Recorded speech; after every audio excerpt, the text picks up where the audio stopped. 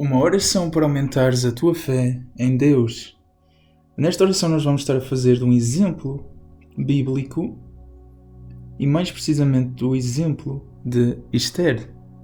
E antes de começar nós vamos juntos fazer um Pai Nosso para preparar as nossas mentes, corações, para entrarmos em comunhão com Deus, nosso querido Criador. Então vamos juntos orar um Pai Nosso. E tu podes orar comigo este Pai Nosso inicial. Vamos então orar. Pai nosso Jeová que estás nos céus, santificado seja o seu nome. Venha sobre nós o seu reino. Seja feita a sua vontade, assim na terra, assim também no céu. O pão nosso de cada dia nos dê hoje. Perdoa as nossas dívidas, assim como nós perdoamos aos nossos devedores.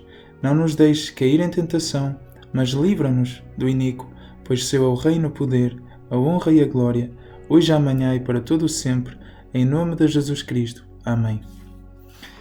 E nós vamos então agora estudar o exemplo de Esther. Ela defendeu o povo de Deus. Esther tentou ficar calma ao se aproximar do pátio do palácio de Susá. Isso não era fácil. Tudo naquele castelo havia sido projetado para impressionar. As suas coloridas esculturas em relevo, de tijolos esmaltados, representando touros alados, arqueiros e leões, suas colunas caneladas de pedra, suas imponentes estátuas e até mesmo a sua localização no topo de enormes plataformas perto dos montes Zagros, cobertos de neve com vista para as águas cristalinas do rio Xoaspes. Tudo isso tinha o objetivo de fazer cada visitante lembrar do imenso poder do homem que Esther iria ver, aquele que se dizia o grande rei e que também era o marido dela. Bem, marido, Assuero, era bem diferente de tudo o que uma fiel moça judia esperaria de um marido. Ele não seguiu o exemplo dos homens como Abraão, que humildemente aceitou a orientação de Deus de escutar Sara, sua esposa. O rei sabia pouco ou nada sobre Jeová, o Deus de Esther, ou sobre a sua lei. Assuero, porém, conhecia a lei persa, que incluía uma lei que proibia exatamente o que Esther estava para fazer. O quê? A lei dizia que, se uma pessoa comparecesse perante o rei persa sem ter sido convocada por ele, estava sujeita à morte. Esther não tinha sido convocada, mas estava indo ver o rei mesmo assim. Ao se aproximar do pátio interior, de onde o rei no seu trono podia vê-la, ela talvez achasse que estava caminhando para a morte. Porque é que ela assumiu esse risco? E o que podemos aprender da fé dessa notável mulher? Primeiro, vejamos como Esther, uma moça simples, se tornou rainha na Pérsia. A formação de Esther. Esther era órfã. Sabemos muito pouco sobre os pais dela. Eles lhe deram o nome de Hadassa, palavra hebraica para murta, um lindo arbusto de flores brancas. Quando os pais de Esther morreram, um de seus parentes, um homem bondoso, chamado Mordecai, teve pena da criança. Eles eram primos, mas Mordecai era bem mais velho. Ele levou Esther para sua casa e cuidou dela como se fosse sua filha. Mordecai e Esther eram exilados judeus na capital persa, onde provavelmente eram desprezados por causa da religião e da lei que tentavam seguir. Mas Esther com certeza ficou bem achegada a seu primo à medida que ele lhe ensinava sobre Jeová, o Deus misericordioso que muitas vezes no passado havia resgatado seu povo de dificuldades e que faria isso de novo. Naturalmente surgiu um vínculo de afeto e lealdade entre Esther e Mordecai.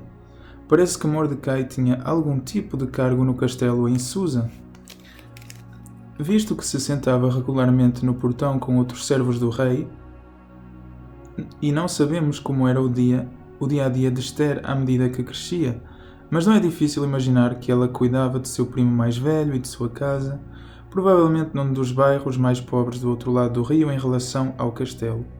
Ela talvez gostasse de ir ao mercado em Suzã, onde ourives, prateiros ou outros comerciantes exibiam suas mercadorias. Esther nem imaginava que todo aquele luxo mais tarde seria algo comum na sua vida. Ela não tinha ideia do que o futuro lhe reservava. Bela de aparência.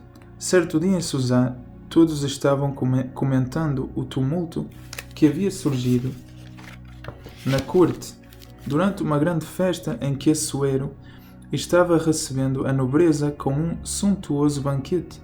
Ele decidiu convocar sua bela rainha, Vasti, que estava festejando separadamente com as mulheres. Mas Vasti se recusou a ir. Humilhado e furioso, o rei perguntou a seus conselheiros como Vasti deveria ser punida. O que aconteceu? A rainha foi deposta. Os servos do rei começaram a procurar por todo o império belas moças, virgens, dentre as quais o rei escolheria uma nova rainha. Podemos imaginar Mordecai olhando de vez em quando para Esther com carinho e percebendo, num misto de orgulho e preocupação, que sua querida prima havia crescido e se tornado uma moça de notável beleza. O relato diz que a moça era bonita de figura e bela de aparência. Esther 2:7. A Bíblia apresenta um conceito equilibrado sobre a beleza. É algo agradável, mas precisa estar acompanhada de sabedoria e humildade, senão pode gerar vaidade, orgulho e outras características indesejáveis. Provérbios 11:22. Já notou como isso é verdade no caso de Esther, em que resultaria sua beleza? Em algo bom ou ruim? Só o tempo diria. Em sua busca, os servos do rei notaram Esther. Eles a levaram da casa de Mordecai para o grande palácio do outro lado, do rio. Deve ter sido uma despedida muito difícil, pois Mordecai e Esther eram como pai e filha. Ele não queria que sua filha adotiva se casasse com um descrente, nem mesmo com um rei, mas não havia nada que ele pudesse fazer. Esther deve ter escutado com bastante atenção os conselhos de Mordecai antes de partir. Enquanto era levada para o castelo de Suzã, muitas perguntas devem ter passado pela sua mente. Que tipo de vida a esperava? Ela ganhava favor aos olhos de todos os que a viam. Esther se viu num mundo totalmente novo e estranho para ela. Estava entre as muitas moças que haviam sido trazidas de lugares diferentes do Império Persa. Seus costumes, idioma e atitudes provavelmente variavam muito. As moças foram colocadas sob a supervisão de um encarregado chamado Hegai e passariam por um extenso tratamento de beleza, um programa de 1 ano que incluía massagens com óleos perfumados. Um ambiente e um modo de vida assim poderiam facilmente ter feito com que aquelas moças ficassem obcecadas pela aparência, além de gerar vaidade e competição. Será que isso afetou Esther? Ninguém estava mais preocupado com Esther do que Mordecai. O relato mostra que todos os dias ele chegava o mais perto possível da casa das mulheres para saber se ela estava bem.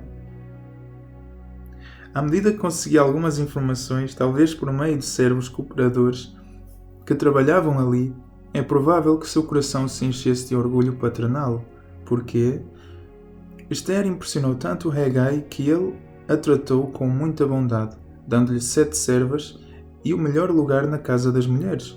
O relato diz até que Esther ganhara continuamente favor aos olhos de todos os que a viam. Será que foi a beleza por si só que teve esse efeito? Não. No caso de Esther foi muito mais do que isso. Por exemplo, lemos: Esther não dera informações sobre o seu povo ou sobre a sua parentela, porque o próprio Mordecai lhe dera a ordem de que não o contasse. Mordecai tinha instruído Esther a ser discreta sobre sua origem judaica. Com certeza ele notava que havia muito preconceito contra seu povo entre a realeza persa. Como ele ficou alegre por saber que Esther, apesar de estar longe dele, ainda mostrava o mesmo espírito sábio e obediente. Hoje em dia os jovens também podem alegrar o coração de seus pais ou de outros responsáveis por eles, quando não estão à vista dos pais, mesmo rodeado de pessoas superficiais, imorais ou ruins. Eles podem resistir a más influências e se apegar ao que sabem ser certo. Quando fazem isso, alegram o coração de seu Pai Celestial, assim como Esther. Provérbios 27:11. Quando chegou o momento de ser apresentada ao rei, Esther recebeu a liberdade de escolher qualquer coisa que achasse necessário, talvez para ficar ainda mais bonita. Mas Esther foi modesta e não pediu nada além de que Hegai havia mencionado. É provável que ela tenha percebido que o coração do rei não seria conquistado só pela beleza. Um espírito humilde e modesto seria algo bem mais raro naquela corte. Será que ela estava certa? O relato responde: o rei veio amar Esther mais do que todas as outras mulheres, de modo que ela obteve mais favor e benevolência diante dele do que todas as outras virgens, e passou a pôr-lhe o tocado real sobre a cabeça e a fazê-la rainha em lugar de Vasti. Deve ter sido difícil para aquela humilde jovem judia adaptar-se a essa mudança em sua vida. Ela era a nova rainha, esposa do monarca mais poderoso da terra naquela época. Será que sua nova posição lhe subiu à cabeça, deixando-a orgulhosa? Muito pelo contrário. Esther continuou obediente ao seu pai adotivo, Mordecai. Manteve em segredo sua ligação com o povo judeu. Além disso, quando Mordecai descobriu uma trama para assassinar Assuero, Esther obedientemente informou o rei e a conspiração foi frustrada. Seu espírito humilde e obediente mostrava que ela não havia perdido a fé em seu Deus. O exemplo de Esther é muito importante para nós hoje, visto que poucos consideram a obediência uma virtude, e a desobediência e a rebeldia são a regra. Mas pessoas de genuína fé prezam a obediência, assim como Esther. A fé de Esther é testada. Um homem chamado Hamá obteve destaque na corte de Assuero. O rei o nomeou primeiro-ministro, o que fazia de Hamá seu principal conselheiro e o segundo homem mais poderoso no império. O rei até mesmo decretou que quem visse esse alto funcionário deveria se cruzar diante dele. Para Mordecai, essa lei era um dilema. Ele sabia que devia obedecer ao rei, mas só quando isso não envolvesse desobedecer a Deus. O problema é que Hamá era agagita. Pelos vistos, isso significava que ele era descendente de Agag, o rei amalequita executado pelo profeta Samuel. Os amalequitas eram tão maus que se declararam inimigos de Jeová e de Israel. Como povo, eram condenados por Deus. Como é que um judeu fiel poderia se curvar diante de um amalequita? Mordecai nunca faria isso. Ele manteve sua posição. Até hoje, homens e mulheres de fé têm arriscado a vida para cumprir esse princípio. Temos de obedecer a Deus como governante antes que aos homens. Atos 5:29. Hamá ficou furioso, mas tramar algo para matar apenas Mordecai não era suficiente. Ele queria exterminar o povo de Mordecai. Para convencer o rei a fazer isso, Hamá passou uma ideia negativa dos judeus. Sem mencionar nomes, deu a entender que eles eram insignificantes, um povo disperso e separado entre os povos. Pior ainda, Hamá disse que eles não obedeciam às leis do rei, ou seja, que eram rebeldes perigosos. Ele propôs doar uma enorme quantia ao tesouro do rei para pagar as despesas da chacina dos judeus no império. Assuero deu o seu próprio anel de sinete a Hamá para ele aprovar qualquer ordem que tivesse em mente. Em pouco tempo, mensageiros foram rapidamente a cavalo a cada canto do vasto império, levando o que resultaria numa sentença de morte para o povo judeu. Imagina o impacto que essa proclamação deve ter tido ao chegar à distante Jerusalém, onde um restante de judeus, depois de voltar do exílio em Babilônia, lutava para reconstruir a cidade que ainda não tinha muralhas para se defender. Ao receber a terrível notícia, talvez Mordecai tenha pensado neles, bem como em seus amigos e parentes em Susã. Muito aflito, ele rasgou suas vestes, cobriu-se de serapilheira, colocou cinzas sobre a cabeça e ficou no meio da cidade, clamando a Hamá. Porém, sentou-se com o rei para beber, sem remorso pelo sofrimento que estava causando aos judeus e aos amigos deles em Susã. Mordecai sabia que precisava agir, mas o que ele poderia fazer? Esther ficou sabendo da aflição dele e lhe enviou roupas. Mordecai, porém, se recusou a ser consolado. Pode ser que ele se perguntasse já por muito tempo, porque seu Deus Jeová havia permitido que sua querida Esther fosse tirada dele para ser rainha de um governante pagão. Agora as coisas estavam começando a fazer sentido. Mordecai enviou uma mensagem a Esther, implorando que ela intercedesse junto ao rei em defesa de seu próprio povo. Ao ouvir aquela mensagem, Esther deve ter ficado apavorada. Esse seria o maior teste da sua fé. Ela ficou com medo, como indica sua resposta a Mordecai. Ela o lembrou da lei que dizia que comparecer perante o rei sem ser convocado, significava pena de morte. O transgressor só seria poupado se o rei estendesse o seu cetro de ouro.